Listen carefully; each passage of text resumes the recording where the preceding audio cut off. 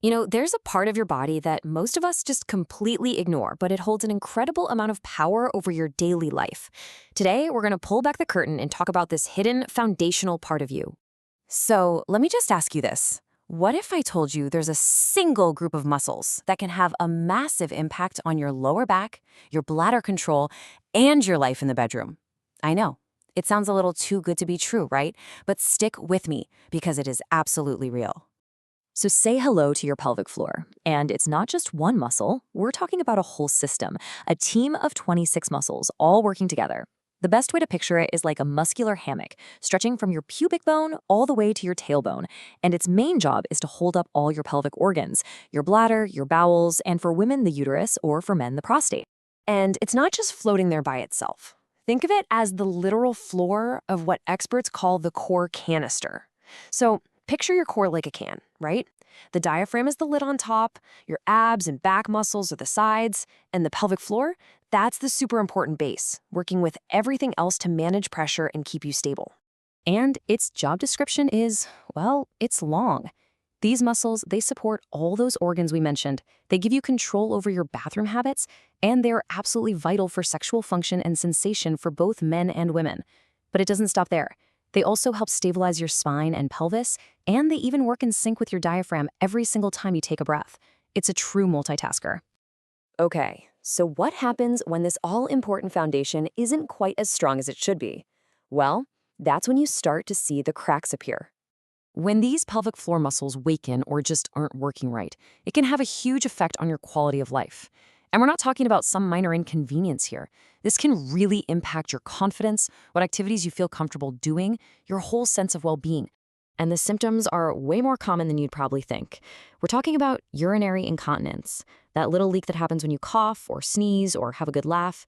It can also lead to issues with bowel control, or even something called pelvic organ prolapse, which people often describe as a feeling of heaviness or a bulge down there, because the organs aren't being held up properly anymore. So, what causes this weakness to happen in the first place? Well, it can be a whole range of things. For women, pregnancy and childbirth are obviously huge factors. For both men and women, things like aging, menopause, and pelvic surgeries, like having a prostatectomy, can really weaken these muscles. And it's not just the big stuff. Even chronic straining from constipation, or a nagging cough, or years of high-impact sports can all take a toll.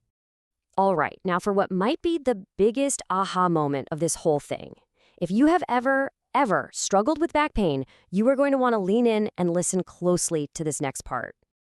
Think about this. Some estimates say that a whopping 80% of Americans will deal with lower back pain at some point. It's so incredibly common, and we always blame our posture or a bad disc. But what if the real culprit is hiding where we'd never think to look? This quote from Harvard Health really just nails it. As we said before, the pelvic floor is the foundation of your core. And if you think about any building, if the foundation is weak, the rest of the structure has to work way, way harder just to stay standing. So here's the connection. When your pelvic floor isn't doing its job in providing that solid support, your body is smart. It finds a way to compensate. Other muscles, especially those in your lower back and your hips, they're forced to jump in and pick up the slack. Over time, that constant overwork leads directly to that chronic pain, that aching and that stiffness that so many people feel. And look, this isn't just some nice theory. There are multiple scientific studies that confirm it. When people dealing with back pain add specific pelvic floor exercises to their physical therapy routine, they see a significant drop in their pain levels. The science on this is crystal clear. So, the really good news in all of this is that there's a clear, scientifically backed way to rebuild this foundation. And honestly, it's simpler than you probably think. The official name is Pelvic Floor Muscle Training, or PFMT, but you almost certainly know these as Kegels. And this isn't some new fitness fad. This is considered the clinical gold standard. It's the first thing doctors and physical therapists recommend as a non-surgical treatment for most pelvic floor issues.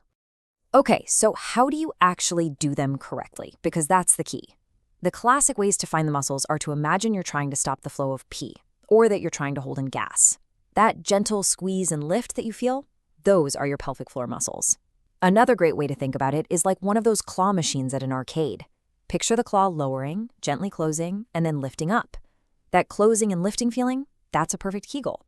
But, and this is really important, it's not always about just getting stronger and stronger. Some people actually have what's called a hypertonic pelvic floor, which basically means it's too tight. The muscles are constantly tense and they can't relax properly, which can cause its own set of problems, like pain and even leakage. For those people, the answer isn't more Kegels. It's learning how to relax and stretch. It's all about finding the right balance. For anyone who does need strengthening, here is a really simple and effective way to get started. Just try to squeeze and hold those pelvic floor muscles for about 3 seconds, and then, this is just as important, fully relax them for 3 seconds. Try to do that 10 times and aim for 2 or 3 of those sets a day. Seriously, consistency is so much more important than intensity, especially when you're just starting out.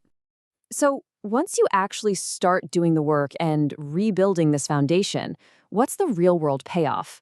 Well, the benefits go way, way beyond just fixing one little problem. Let's just run through the list of payoffs because it's pretty amazing. A strong, functional pelvic floor can improve or even totally resolve incontinence. It can quiet down that nagging lower back pain. It can help prevent or manage pelvic organ prolapse. It can seriously enhance sexual health for everybody.